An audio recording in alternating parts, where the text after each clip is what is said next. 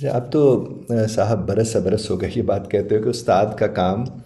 سکھانے سے زیادہ سیکھنے کے عمل کو آسان بنانا ہوتا ہے۔ اب دیکھیے، ماضی میں ہم نے یہ دیکھا، آپ بھی شاید اب بھی دیکھنے کو یہ ملتا ہو کہ جو استاد اپنے سبق سے، یعنی وہ جو آپ کا جو بھی سبق پڑھانے جاتا ہے اس میں دلچسپی رکھتا ہے، ایکسائٹڈ ہوتا ہے اسے پڑھانے کے لیے، اپنے سبجیکٹ میں اس میں دلچسپی رکھتا ہے، اس سے اگر اپنے سبجیکٹ سے پیار ہے بچوں کو اس سے پیار ہو جاتا ہے، سبجیکٹ سے ہو جاتا ہے۔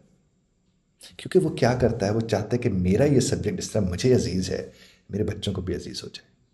اور پھر وہ طریقے ڈھونڈتا ہے، مختلف طریقے۔ اسے ایک طریقہ لگا کہ یہ بچے سمجھ رہے ہیں، اور لگا کہ کچھ کو سمجھ آ رہا ہے کچھ کو نہیں آ رہا، تو پھر وہ ایک اور طریقہ ڈھونڈتا ہے، کیونکہ وہ نہیں چاہتا کہ اس کے سبجیکٹ کے ساتھ بچے باہر جا کے یہ کہیں کہ یار یہ والا سبجیکٹ ہمیں اچھا نہیں لگتا۔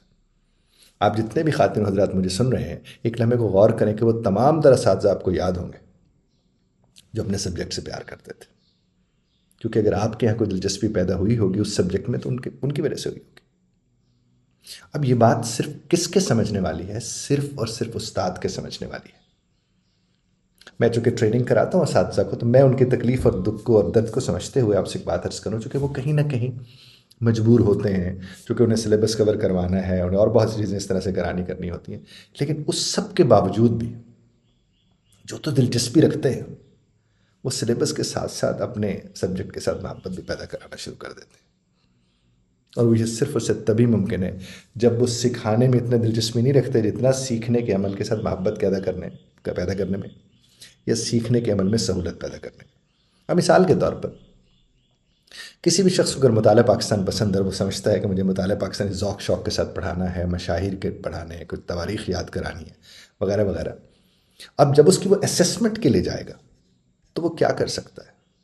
جب بھی وہ اس کی اسیسمنٹ کے لیے جائے گا وہ ایک کام کر سکتا ہے کہ مثال کے طور پر وہ ٹینس کھلا کے، ہے جی، یہ جیسے ادھر سے شاٹ مار کے ادھر سے شاٹ مار کے وہ یاد کرا سکتے ہیں ان کو۔ اب مثال کے طور پر یہ آپ اپنے گھر میں بھی کر سکتے ہیں۔ آپ اپنے بچوں کو یاد کرانا چاہتے ہیں کہ ہمارے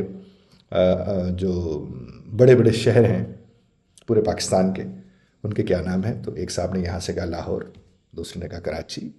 ایک نے کہہ دیا پشاور، پھر آگے سے ہو گیا کوئٹہ، اور اس طرح سے نام بولتے، اور اگر نام بڑے شہروں کے بولتے، کسی نے چھوٹے شہر کا نام بول لیا ہے جی، وہ گیم سے آؤٹ ہو گیا۔ اور کسی نے شہروں کا نام بولتے بولتے کسی ملک کا نام بول دیا تو وہ بھی اس سے آؤٹ ہو گیا۔ اب جب یہ بچے کمرہ جماعت میں سامنے بچوں کے اس طرح ٹینس پلے کر رہے ہوں گے، کھیل رہے ہوں گے لفظوں کے ساتھ، تو کتنی شاندار اسیسمنٹ چل رہی ہوگی اس میں، یہاں تک کہ وہ جو تماشائی،